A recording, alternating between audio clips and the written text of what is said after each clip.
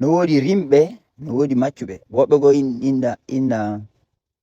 dimɓe e dimaɓe, un truc comme ça. Woɓɓe go inna rimɓe e rimayɓe. Voilà, fulɓe sikki tele Mauritanie wo ko dimɓe, un truc comme ça e dimaɓe. Woɓɓe ɓe tele Niger, Burkina ɓe inna rimɓe e rimaɓe e maɗo rimayɓe. Joni non Fouta Djallon ɗo en fait confusion honto woni, andi woɓɓe go inna Samori yeeyuno yimɓe, ɓe to innano ɗum ko fenade ko heɓɓita. On faami probléme o andi so ƴetti Samori ko telle 1900 maayi, mais 1900 ha hande ko duuɓi temedere e telle capantati ni. Du coup so ndaari ko inete maccuɓe ko nder Fouta, on ndaari no ɓe ɗuuɗiri non, ɗum ɗo wata ko famade nanaki, parce que no ɓe ɗuuɗiri non, on faami. Non no holliri ɓe ɗon fof wata wonde iwdi ko Samori yeeyuno. Donc woɓɓe maɓɓe non wonɓe manipulé ɓe nano ɗum ko fenade, faami. E hille no anda ko gonga, parce que woɓɓe go no seeditade inna non kañum ko soro mum e maɗum mama soro mum e tigiri yeeyano en fait, Samori yeeyno, faami. Joni no ɗo fulɓe go rimɓe ɓen woɓɓe maɓɓe fama affaire, surtout nouveau génération janɗo ɗum ka école ji, janɗo ɗum ka ceejane, ɓe kamɓe ka ɓe jogiiɗa ɓe nako iwdi ɓe Samori yeeyno, ɓe to no jogui to ɓe ɗum ko fenade. So nani o probléme e nder Fouta hande bu sikkay ɓe wullitotoɓe ɗo ina kañum no salana leyɗe et tout ça, ɓe sikkay o probléme ko fewndo révolution o Fouta Djallon waɗi, fewndo laamotere Fouta Djallon ndidida, ɓe nano fulɓe ɓen haɓidi e jaalunkeɓe, kontumasi a misal ko ɗum ɓe fate nadde hakkille jama, kontumasi ɓe perdi leyɗe, mais ɗum ko fenade o probléme leyɗe o kiɗɗa, par ce que on révolution Fouta Djallon ɗum ko ɓe nayi ko 1725 ha hande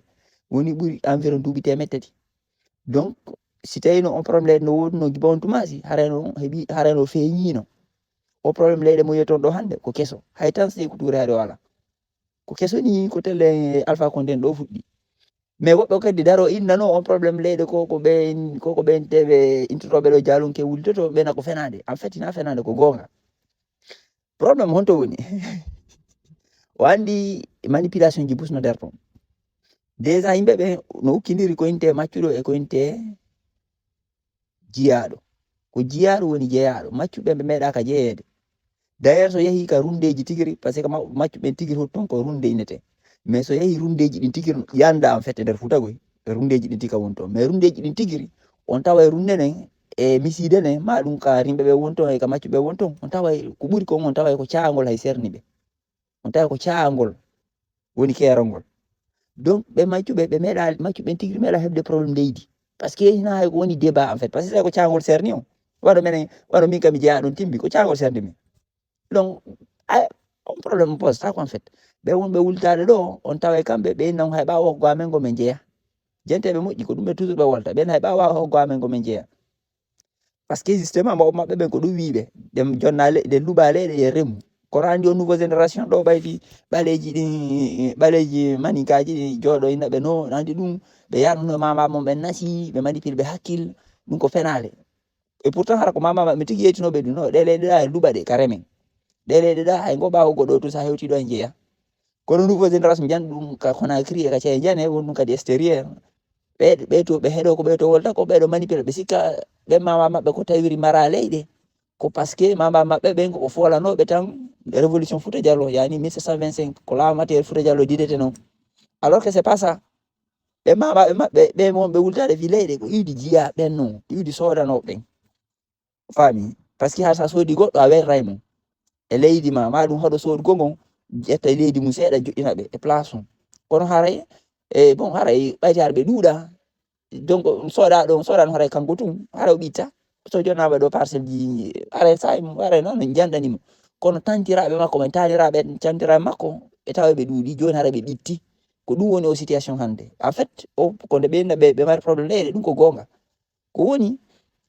ko ɓe ala wolde ko fiyon ɓe mari on probléme leyɗe en fait, ko parce que ko wernanoɓe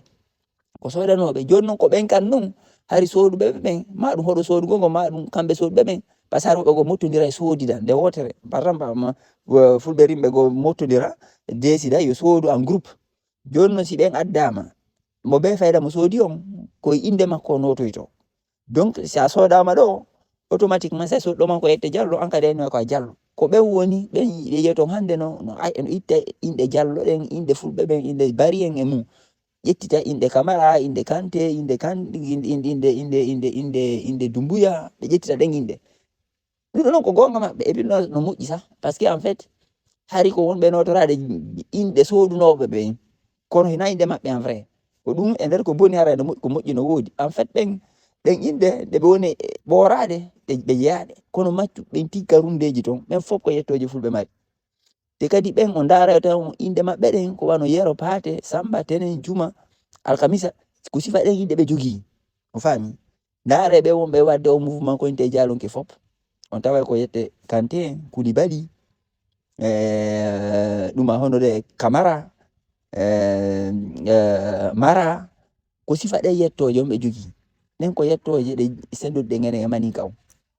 enen ɓale ko par ce que justement ko iwdi jiyaɓe na iwdi maccu ɓe on nanirtaɓe ton Tenen,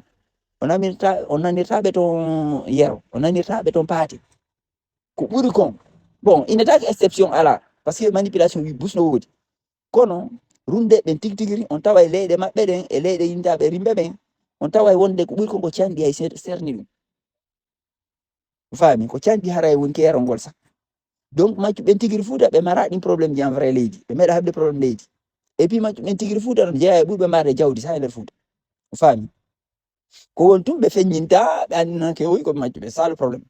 faami joni no ɓeɗano joude e confusion on faami par ce que e nder leñol fulɓe no meeɗi heɓde rimɓe meeɗi heɓde maccuɓe ma ɗum inne rimɓe e rimaɓe ma ɗum ko enda kon dimɓe mi anda honno e dimaɓe un truc comme ça mais en tout cas ɗiɗo ɗiɗi ko calɗi ɗiɗi woni e nder leñol ngol depuis kawol e preuve on kala ka tawa ɗon fulɓe on taway jogitaɓe rimɓe jogitaɓe maccuɓe on taway kala ka tawa ɗon fulɓe ha Sudan to so landi keɓe ɓene noon fulɓe gonɗa ɓeɗe noon ko maccuɓe ɓen noon so yehi Burkina no woodi maccuɓe e nder fulɓe ɓen so yehi Nigéria no woodi so yehi Cameroun no woodi maccuɓe so donc kala hunde nde tawtata kala ka leñol ngol woni andu no jeeya e leñol ngol ala on mawɗo Fuuta wawɗo explicande e tan on e tuma ka wonno maccuɗo ala et puis kadi no anda e nder Fuuta maccuɗo meeɗa ka soodede ɓe wonɓe wultade hande kono ɓe wultoto woɓɓe maɓɓe ɓe nano ɓeɗe watta maccuɓe en ta ko maccuɓe ɓe nano ɓeɗe watta maccuɓe par ce que woɓɓe maɓɓe batinirteno e rundeji ɗin buse maɓɓe kadi yahano jomba ton ɓe jillodi ɓe runde ɓen la même manière noon no miside ɓen kañum kadi jillodi e maninka on c'est pareil mais ɓe na ɓeɗe watta maccuɓe maɗa ɓen jogita maccuɓe par ce que hina maccuɓe en fait ma ɗum ɓeɗe wiya maccuɓe ko ɗum ɓe wultoto par ce que ɓe meeɗa wonde maccuɓe ɓen ko jiyaɓe ɓen ko iwdi sodanoɓe ko ɗum noon explique o situation maɓɓe hande ça veut dire que ɓe huuɗi ko ɗoli tawata hay ɓawo gongo ɓe jeeya leyɗe ko ɓe remata ton ta ko leyɗe ɗe ɓe luɓino wonde noon o nouveau génération mawɓe men mawɓe maɓɓe tigiri innano ko ɓe ɗo alaji ko ɓe mamaɓe ɓe fulɓe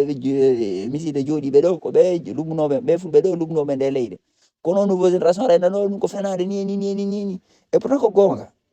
kono ɓe jiyaɓe e sodanoɓe machine ɗum ko génération ji samori en ɗum ko tellen duuɓi temedere ɗo ni tu waɗi mais maccuɓen kamɓe leyɗe maɓɓe ɓe meeɗi wonde e nder Fuuta en vrai tu vois no ɓe meeɗa habde probléme leydi donc o manipulation ɗo ko sendidirgol joni noon fi jibinirgol fof ɓe faminkino ko saabu mbaadi ko saabu darde ko saabu ɓe kaani ko ɗum ɓe indira maccuɓe ina c'est pas ça no woodi maccuɗo on tigiri no woodi ko enna rinɗon no woodi ko enna maccuɗon e nder leñol fulɗon hay Égypte antique ɓe nayno la basse Égypte et la haute Égypte couronne roi no woodi couronne roi de la basse Égypte no woodi couronne roi de la haute Égypte faami hay aade en noon ko calɗi ɗiɗi hakkude rinɗo e maccuɗo no sa enni nano e ñaamo kala ko Allah tagi ko ɗiɗi ko ɗum go hayso nani kono ɓe wiyata ɓena maccuɗo ko nana gongo immorto faami parce que justement en fait ko noneji ɗiɗi yaaduɗi jogodirɗi meeɗi wonde arsike tama kasaka kono arsike si yajinaka woɓɓe tampa sikka fuy fodaka woɓɓe jawdi